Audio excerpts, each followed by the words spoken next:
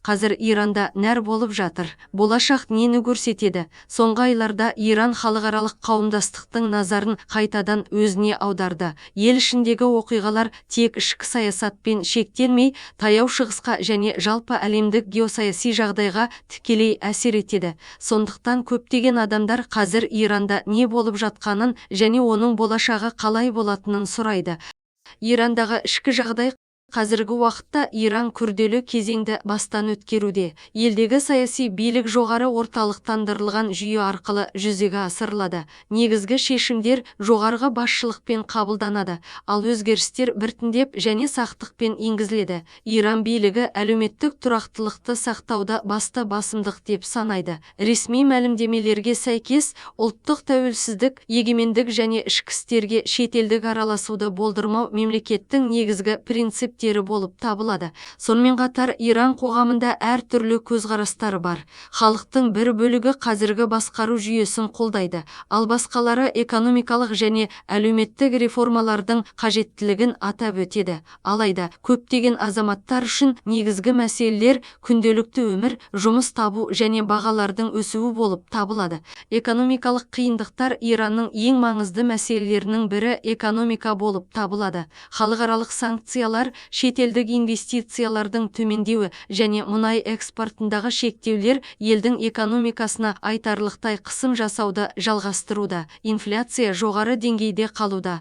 Ұлттық валютаның құнсыздануына байланысты азық-түлік бағалары, тұрғын үй шығындары және күнделікті тұтыну тауарлары қымбаттауда. Бұл жағдай орта және төмен табысты азаматтар үшін әсіресе қиын. Сарапшылардың пікірінше, Иран экономикасының толық қалпына келуі үшін оған кеңейтілген сыртқы сауда мүмкіндіктері және халықаралық нарықтарға кеңірек қол жеткізу қажет. Алайда бұл мәселе саяси шешімдермен тікелей байланысты. Саяси жүйе және басқару. Иранның саяси жүйесі ерекше сипаттамаларға ие. Діни институттар мен мемлекеттік басқару тығыз байланысты. Бұл жүйе ондаған жылдар бойы қолданылып келеді және әртүрлі қысымдарға төтеп берді. Қазіргі үкімет өкілдері тұрақтылықты сақтау негізгі мақсат екенін атап өтеді. Олардың пікірінше, жылдам немесе радикалды өзгерістер ішкі тұрақсыздыққа әкелуі мүмкін. Сондықтан реформалар қажет болған жағдайда да олар біртіндеп және кезең-кезеңмен жүзеге асырылуы керек.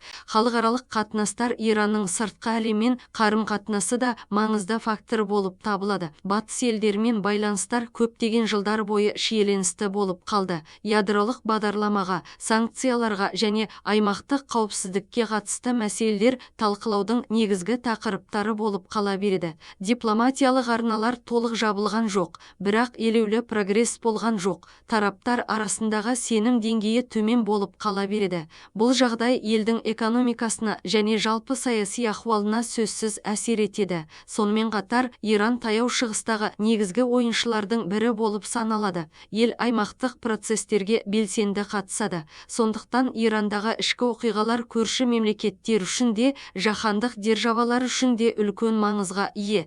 Қоғамдық пікір. Иран қоғамы бір текті емес. Қалалық және ауылдық тұрғындардың, сондай-ақ жас және ескі буындардың көзқарастары айтарлықтай ерекшеленеді. Жастар экономикалық мүмкіндіктерге, білімге және жұмысқа басымдық береді. Ескі буындар, керісінше, тұрақтылық пен қауіпсіздікті жоғары бағалайды. Қоғамдық пікір негізінен экономикалық жағдайларға байланысты. Бағалар көтеріліп, жұмыссыздық күшейген сайын сыни және наразы пікірлер көбеюі мүмкін. Алайда бұл автоматты түрде үлкен саяси өзгерістерге әкеледі деп болжау ерте болар еді. Иранның болашағы қалай дамиды? Сарапшылар Иранның болашағы бірнеше ықтимал сценарийлер бойынша дамуы мүмкін деп болжайды. Бірінші сценарий қазіргі бағыттың жалғасуы. Бұл жағдайда саяси жүйе өзгеріссіз қалады, реформалар баяу жүреді және экономика санкциялар ортасына бейімделуді жалғастырады. Екінші сценарий шектеулі реформаларды қамтиды.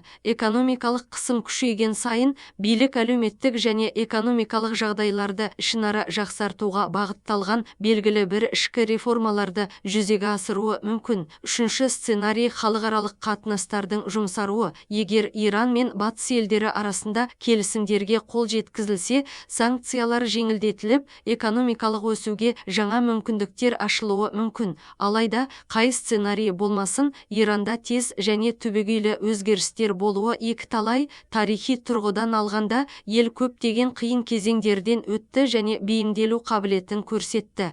Қорытынды бойынша, Ирандағы қазіргі жағдай экономикалық қысымдардың, саяси құрылымдардың және халықаралық қатынастардың өзара әрекеттесуімен қалыптасады. Жағдай күрделі болғанымен, ол бақылаудан шықпады. Алдағы айлар мен жылдар Иран үшін шешуші болуы мүмкін. Өзгерістер біртіндеп орын алуы мүмкін, бірақ олардың бағыты елдің болашақ дамуын анықтайды. Әзірге халықаралық қауымдастық Иранда болып жатқан оқиғаларды мұқият бақылауды жалғастыруда.